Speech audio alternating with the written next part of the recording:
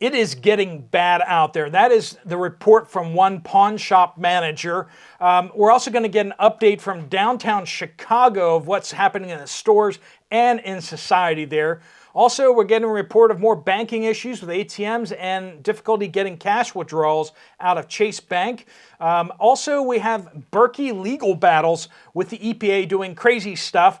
We're going to be getting some more information over the next 24 hours on that probably. And a heads up on an interview that I just did that will be coming out tomorrow with Mike Adams, who is the health ranger over on Natural News and Brighton. Let's jump into the report as we got it. Okay, so welcome to the Poplar Report. I'm Steve Poplar, and I'm so glad to have you guys here with us. And it is such an honor and a privilege to be a part of such an awesome community, working together to get the news out. What you guys are seeing, you report, and we scrub that down a little bit and try to verify as much as we can and get it out to everybody. So thank you for being a part of this awesome effort, and it's really cool to be here, and I'm so glad for all of you. We do want to thank our sponsor, Genesis Gold Group. They are once again sponsoring this video, and there will be more about them at the end of this video. All right, so this is coming from John, who is a farmer. A local beef farmer just sold their entire herd for $8 a pound live weight. Now, if you know anything, that's actually really big. That's an 800% increase in 1 year. Friends, we've been saying that the beef crisis is coming. Are you hearing that? 800% increase that the farmers are getting in just 1 year on beef, right? That will work out to being about $24 a pound hanging weight. Local farmers are planting 100% winter wheat. Winter wheat tends to be the Durham wheat, and so that will be the pasta wheat. And like we're saying, the Durham harvest this past year for the United States and Canada, as well as over in Europe, was really, really bad. So it sounds like, at least in this area, we don't have an area given to us by John, but we do know that in their area, apparently, everybody is planting winter wheat. And that makes sense because we're seeing Durham wheat prices skyrocketing out there. Regular wheat prices aren't so much, but Durham wheat is. And so it makes sense that everyone's going to be planting it this season. Viewer in Northeast Ohio, fresh fruit at local Aldi was sparse. Entire freezer sections were down. Clerk said freezers broke and they sent items to other stores. So if you go into a store and you see just all the items cleared out of the freezers or refrigerator sections, it may have been shipped to another store. That makes sense, doesn't it? Now the question is how long will it take them to repair those refrigerators, right? We had the report, was it a week or 2 weeks ago, from the gentleman who worked in refrigeration and with the commercial freezers and stuff, and saying how hard it is for them to get those things back online and how it's really causing supply chain issues. This is a viewer from Texas. I manage a mid-size pawn shop in North Texas. It's always been busy with cash loans, but the last few years, it's gone crazy. Triple or quadruple the amount of money leaving the store. We used to loan on almost anything. Now it's primarily boomsticks and gold. We regularly run out of money to loan. It's getting bad out there. And as it's getting bad, people are getting desperate. And that is not a good combination, is it? Do what you can out there. Stay out of the pawn shops unless you're buying stuff, folks. Please, please do what you can to keep your budgets balanced. Be ahead of that stuff. Don't get yourself into a hole like that. Because you know the interest rates they charge on that. I mean, I know most of you understand what I'm talking about, and you're like, yeah, I know. Don't. But some people watching this video need to hear that right now. Do whatever you can to not take on credit card debt and not take on pawn shop debt. Take on any other debt that's lower interest rates, but not that stuff. Tony says, Chase Bank is down and it won't let customers use their debit cards nor take out of ATMs. Now, This was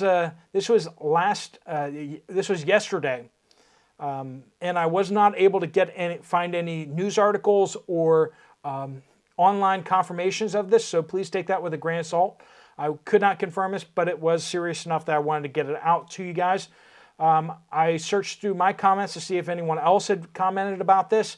I saw a report from 9 days ago that Chase ATMs in the San Francisco Bay Area were not working, but I haven't seen any follow-up things out there. If anyone's having issues with any of their banks today or in the last couple of days, please let us know. And otherwise, don't hold that one too firmly, okay? But if you desperately need cash, you might want to go grab some, just to be sure, especially if you're a Chase customer. All right, Michael in Spotsylvania, Virginia. Walmart pasta aisle is now 1/3 the size, 80% great value with very little Barillo brand as choices, so mostly generic, right? They expanded and fronted the tomato sauces where the pasta used to be located. Rice was almost gone from the entire aisle. Only about 4 bags left on the shelf. Sugar was missing an entire bottom row. You can definitely tell that the main staple items are disappearing from the shelves. Opinion though, I feel like they don't want us to have long-term food storage anymore. And we're seeing that out there, aren't we? It just seems like, and there's going to be a couple other comments here that kind of go along the same vein. It's like, why are they waging war on stuff that just lasts long? We're talking about the cans being thinner, right? Why can't they produce cans at a regular thickness? Now we're getting cans that can't last as long. As long as the can stays strong, the food is good basically indefinitely, as long as the seal doesn't break. And now we're getting cans that can't hold the seal. That's just crazy. This is from another viewer. Have you seen anything about the EPA trying to ban big Berkey water filters from being sold in the U.S.? There is something on the Berkey website because they are suing the EPA. The agency, in a tortured, convoluted reasoning, states that since the filters have silver in them to kill bacteria and viruses, the EPA is trying to say that the Berkey filters are a pesticide. They are trying to stop us from having pure water. They do not want us to kill the stuff in the water. Okay, so I actually did speak with Mike Adams yesterday briefly about this. I was wrapping up an interview with him, and he mentioned that he was actually having the Berkey CEO, and that video should be dropping today. His interview with the Berkey CEO, talking about this very thing, and he kind of gave me basically this same kind of thing. He was explaining that to me.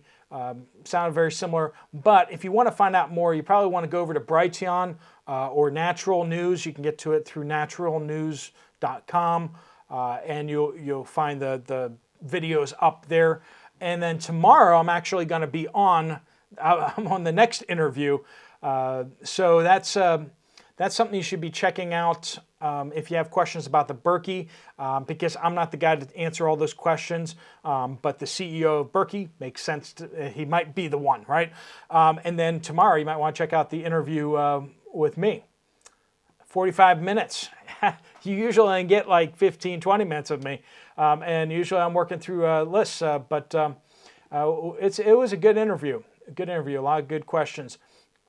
All right, and it's also not censored over there. That's kind of cool. So if you want to see Steve Poplar unfiltered, that's a good thing that you want to check out tomorrow. I'll mention it again tomorrow and try to provide a link. Blessings and greetings from Chicagoland from Psalm 146 Home and Garden. This is our Chicagoland report. I've been noticing lately many buses have huge ads on the sides that are encouraging people to join the Chicago Police Department. They must be getting desperate for employees because I've never seen anything like this before. But it's been very common to see these ads now for the past few weeks.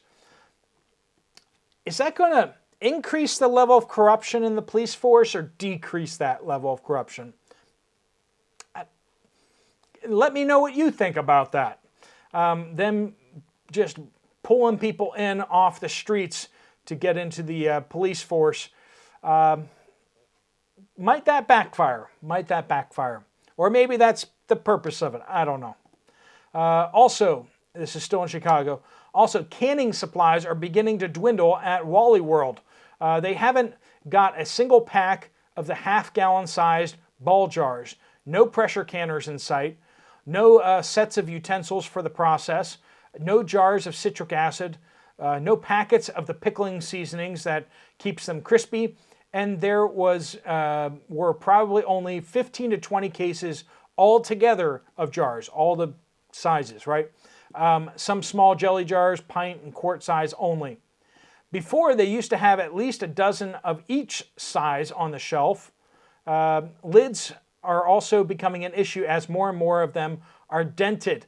And a lot of these can lids are getting a lot thinner, and so you got to worry about them buckling these days. It's not good. But nobody can see the dent in the pack, right?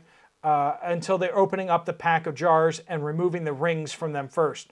I had 6 dented lids out of the 12 of the last pack that I picked up. And I was glad that I picked up extra boxes of lids last year.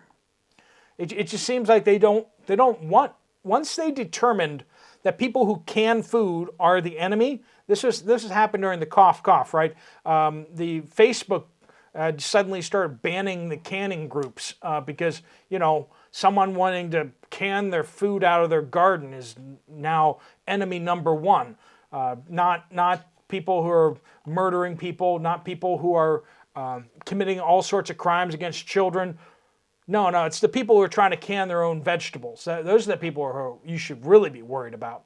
This is from Julio, Lower Michigan. Received a voice message from my 2 boys at school last night. Shortages on milk and food for lunches are coming. Shortages on milk and food at the school for lunches. Is there a food shortage, folks? Is there a food shortage? Well, if not, then why can't schools figure out how to purchase food? Let me just leave that one with you guys. Kimberly says, west coast of Oregon. I see the difference now between my older cans and newer ones. My cans from 5 years ago are fine, but my cans from last year are having problems. One thing I've noticed is serious rust starting on the outside of the cans. I've noticed that too myself. This is occurring significantly more with Walmart Great Value brand canned food. The Del Monte brand has minimal rust on it. No other brands in my pantry are having this problem. Just Great Value can. And I have a lot of Great Value cans, and I will say this, I'm seeing that too.